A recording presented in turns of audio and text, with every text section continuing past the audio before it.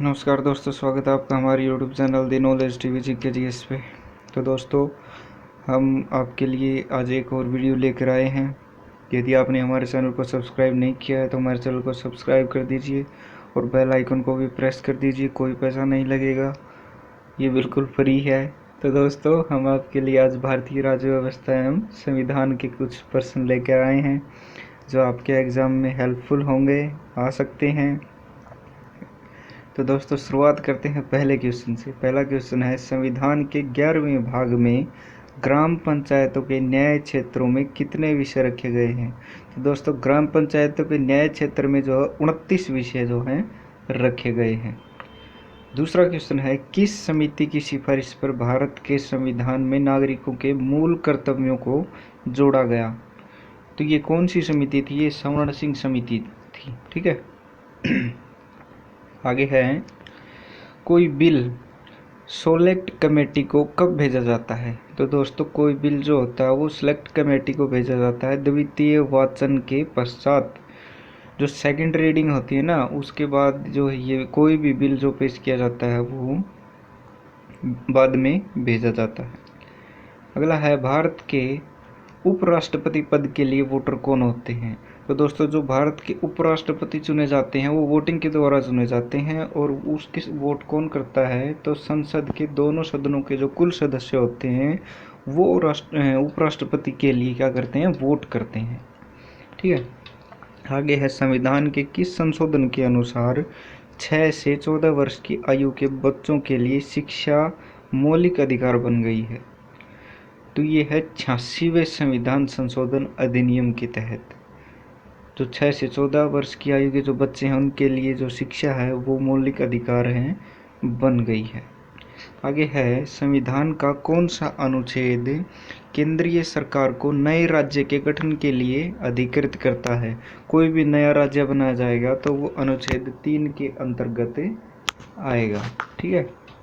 आगे है, उपराष्ट्रपति के चुनाव के संबंध में उठे जो मामलों में कौन निर्णय लेता है?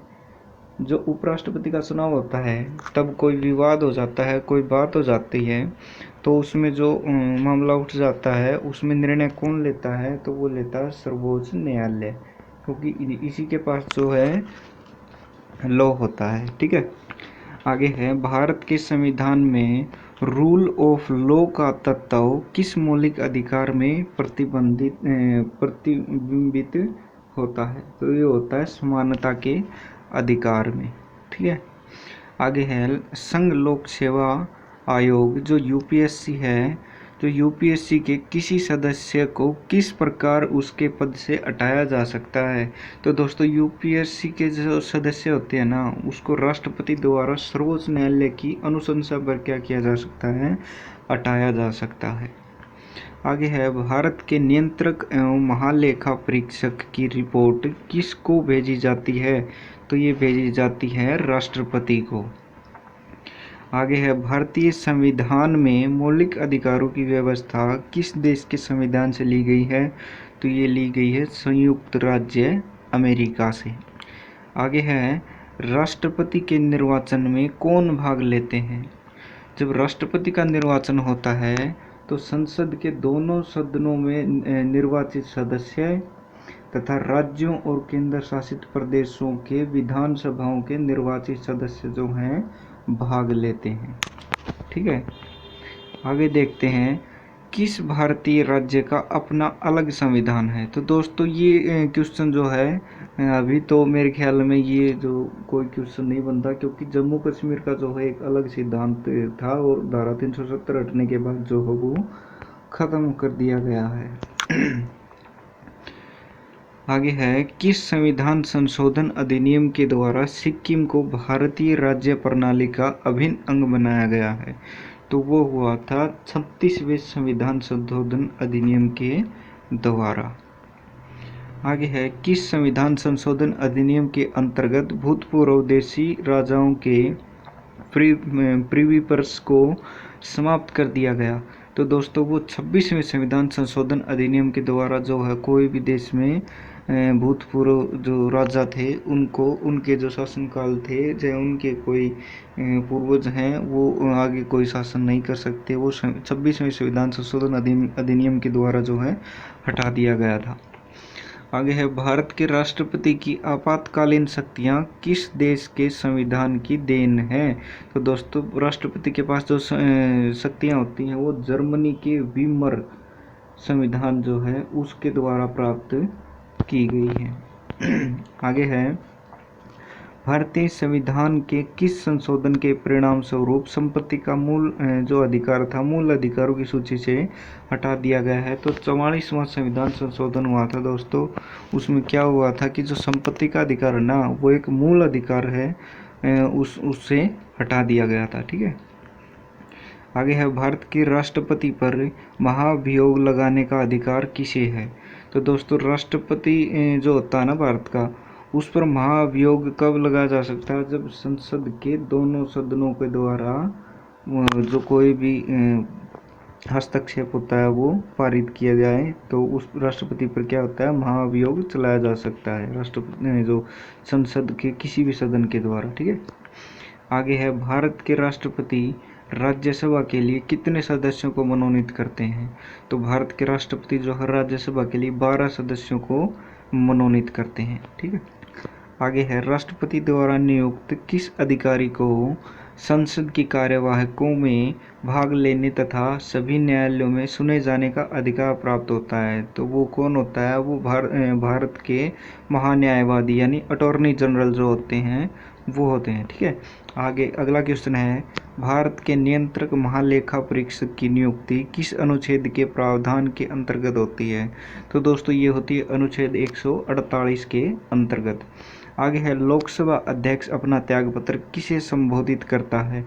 तो दोस्तों ये करता है लोकसभा के उपाध्यक्ष को। ठीक है। आगे है, भारत में संप्रभु, ठीक है, भारत में क्या है, संप्रभु किसे कहा जाता है? तो दोस्तों हम भारत के लोग को संप्रभु कहा जाता है, जो भारत में रहने वाले लोग हैं उनको संप्रभु कहा जाता है। आगे है, 1945 में सैन फ्रांसिस्को में संयुक्त राष्ट्र चार्टर पर कितने देशों ने हस्ताक्षर किए थे? तो दोस्तों कुल देश उसमें 51 थे। ठीक है।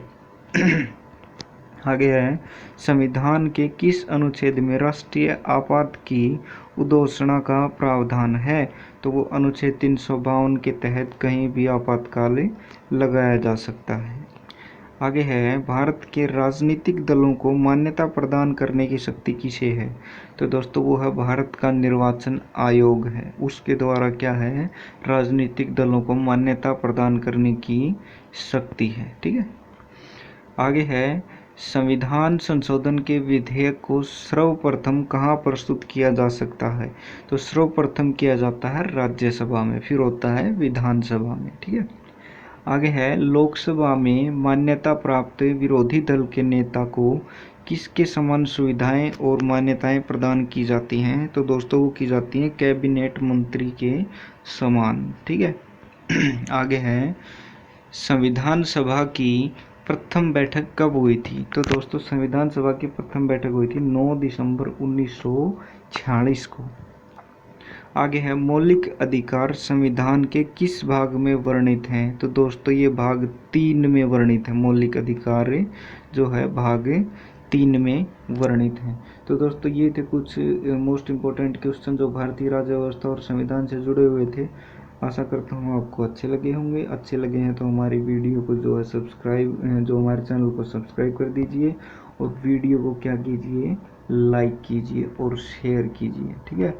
और ऐसे ही हम आपके लिए वीडियो लाते रहेंगे। जो बेल है उसको प्रेस कीजिए और जिससे आपको नोटिफिकेशन मिलता रहेगा। तो दोस्तों इस वीडियो में इतना ही। अब के लिए नमस्कार, जय हिंद।